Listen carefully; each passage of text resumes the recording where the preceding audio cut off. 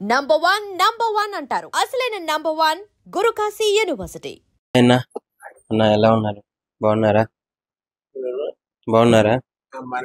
ఆ, చెప్పండి అన్న, ఏంటన్న పరిస్థితి? సడన్ గా ఏంటి, ఒక మంచి కమెడియన్ ఉండి సడన్ గా ఇట్లా బెడ్ కి ఏమైంది?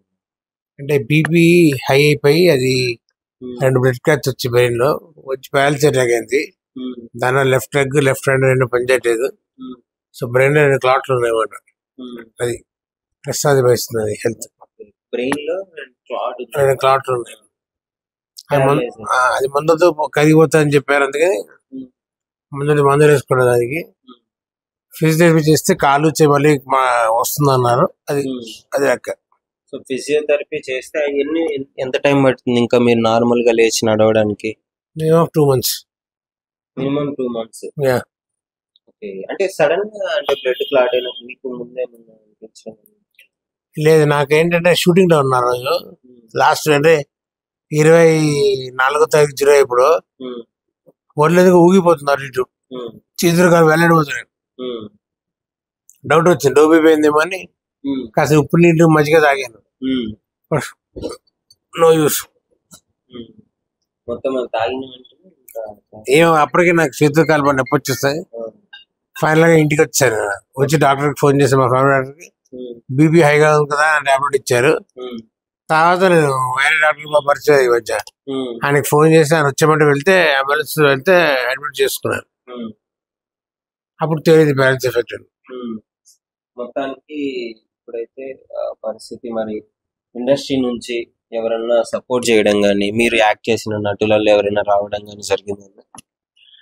నేను యాక్ట్ చేసిన తోటి ఆర్టిస్టులు అందరూ ఫోన్ చేసి ఎలా ఉన్నారు అందరికి తెలిసిందే. సపోర్ట్ అంటే ఫైనాన్షియల్ సపోర్ట్ పెద్దగా రాలేదు, ఇంకా వస్తుంది చూస్తాను. సో ఎంత ఖర్చు అవుతుందని ఇప్పుడు ప్యారలైజ్ అయిన తర్వాత? 30,000 ఫిజియోథెరపీకి వస్తుంది. అవి కాక మందు ఒక 5-6 వేలు వేసుకోండి.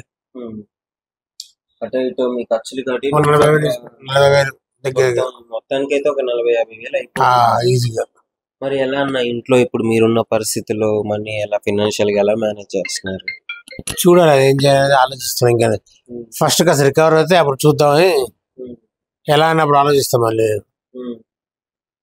అది సో అంటే ఇప్పుడు మీరు వెంకీ సినిమాలో ఎంతో మంచిగా గొప్ప యాక్ట్ చేసిన రవితేజ గారు, పెద్ద ఇప్పుడు డీజేలో అల్లు అర్జున్ గారితో చేసినారు. వీళ్ళ దాకా ఏమన్నా విషయం వెళ్ళిందా అన్న? వెళ్ళి ఉంటుందో అనుకుంటున్నాను, ఎందుకంటే ఏమో నాకు ఐడియా వెళ్ళి ఉంటుందని నా గట్ ఫీలింగ్. వెళ్ళిపోయి ఉంటుంది అంటే చెప్తారు మీ ఫ్రెండ్స్ పాస్ ఆన్ చేస్తుంటారని నా ఫీలింగ్. మ్యాటర్ అట్టించట్టు వెళ్ళి ఉంటుందని నా స్ట్రాంగ్ ఫీలింగ్. మాట వెళ్ళి ఉంటుందని. మరి ఏంటి వెళ్ళిన తర్వాత కూడా రెస్పాండ్ అవ్వలేదు? నాకేం రెస్పాన్స్ లేదు, బట్ వస్తుందని నమ్మకం ఏదో ఒకటి. అది అది వస్తుంది అని అనుకుంటున్నా. ప్రస్తుతానికి అయితే అంటే ఏమన్నా ప్రాజెక్ట్ చేస్తుంటూ మధ్యలో అయిపోయింది? ఏం లేదు. ఆ రోజు చిన్న సినిమా షూటింగ్ అక్కడ జరిగింది. చేతులు అంటూ పర్టికులర్ గా ఈ ప్రాజెక్ట్స్ అంటే ఏమీ లేవు. ఓకే, మళ్ళీ ఎక్కువ ఫస్ట్ నుంచి స్టార్ట్ చేయాలి సర్చ్ కోసం. ఏంటంటే అంత మంచి మూవీస్ లలో యాక్ట్ చేసి ఇప్పుడు ఛాన్స్లు తగ్గాయనే చెప్పుకోవచ్చు. గతం చాలా వాటికి తగ్గాయి. అంటే కొత్త నీరు పాత నీరు లాగా ఇప్పుడు ఆప్షన్స్ ఎక్కువ ఉన్నాయి పెట్టుకోవడానికి. ఆర్టిస్ట్ చాలా మంది ఉన్నారు. నేను కాకపోతే ఇంకోటి అలా సో పెట్టుకుంటున్నారు ఆప్షన్స్. సో మన వరకు రావాలి అంటే అది మధ్యలో 10 మంది దాటి రావాలి, కొంచెం టైం పడుతుంది. అందుకని శ్రీనన్న మీకు కొంచెం క్లోజ్, మీరు మంచిగా ఫ్రెండ్లీగా ఉంటారు కదా. సో శ్రీనన్న ఏమన్నా పలకరించడం కానీ రావడం కానీ జరిగిందా? ఫోన్ చేశాడు, ఫోన్ చేసి మాట్లాడుతున్నా టుడే నుంచి. ఓకే. సో ఏదున్నా ఫినాన్షియల్ గా మాత్రం ఎలాంటి సపోర్ట్ అయితే రాలేదు, పెద్దగా రాలేదు. ఫస్ట్ నుంచి నా ఫ్రెండ్స్, మా చుట్టాలు వాళ్ళంతా చేసింది. మా అన్నయ్య కావచ్చు, మా బావ వాళ్ళు కావచ్చు, వాళ్ళంతా చేసింది. కానీ ఈ హాస్పిటల్ ఉన్నప్పటి నుంచి పర్టికులర్ గా ఇది అని ఎక్కడ రాలేదు. మరి ఏంటి మీరు ఎవరినైనా అడగడం జరిగిందా ఈ పరిస్థితి ప్రభావం వల్ల? నేను ఇలా కావాలని ఏమైనా అడగలేదు. ఏమో 2 రోజులు చూసి అడుగుతాను ఫోన్ చేసి, ఎందుకంటే అవసరం కదా. అందుకే ప్రస్తుతానికి అయితే ఇబ్బంది. అవును అవును. 2 months వరకు అయితే అసలు బెడ్ రెస్ట్ కంప్లీట్ ఇంతే. బయటికి వెళ్ళాలన్నా నుంచోనే, లేదు నుంచోనే పడిపోతా. అది పరిస్థితి. సపోర్ట్ అయితే ఉండాలి. సపోర్ట్ 7-2 ఉండాలి తోడు. రెగ్యులర్ గా ఉండాలి. మరి ఎట్లా అన్న ఇప్పుడు మరి పేరెంట్స్ వాళ్ళ పరిస్థితి ఎట్లా? మా పేరెంట్స్ ఇద్దరు ఎప్పుడు వెళ్ళిపోయారు. మా తమ్ముడే, పేరెంట్స్ కూడా చనిపోయారు. మా తమ్ముడే మొత్తం వాడే పక్కన అన్ని చేస్తున్నాడు. వాడు ఆఫీస్ కూడా లీవ్ పెట్టేసుకుని నాకు ఈ సేవలు చేస్తున్నాడు. వాడు చాలా మొత్తం తానం పెట్టడం నుంచి మందుల నుంచి అన్ని వాడే చేస్తున్నాడు. వాడికి చాలా రుణపడిగా ఉంటాను నేను.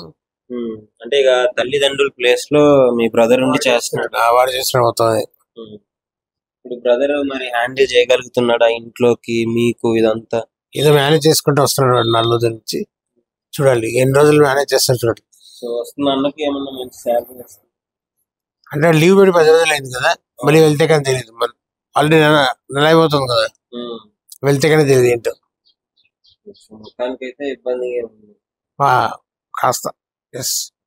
సో అంటే ఎందుకంటే మీరు టాలీవుడ్ లో ఎప్పటి నుంచో మంచి మంచి పెద్ద సినిమాలు చేసి ఇప్పటి వరకు కూడా అంటే పెద్ద యాక్టర్లు రాకపోవడం కొంచెం బాధాకరం. మరి వాళ్ళకి తెలిసి రాలేదా తెలియక రాలేదా తెలియదు.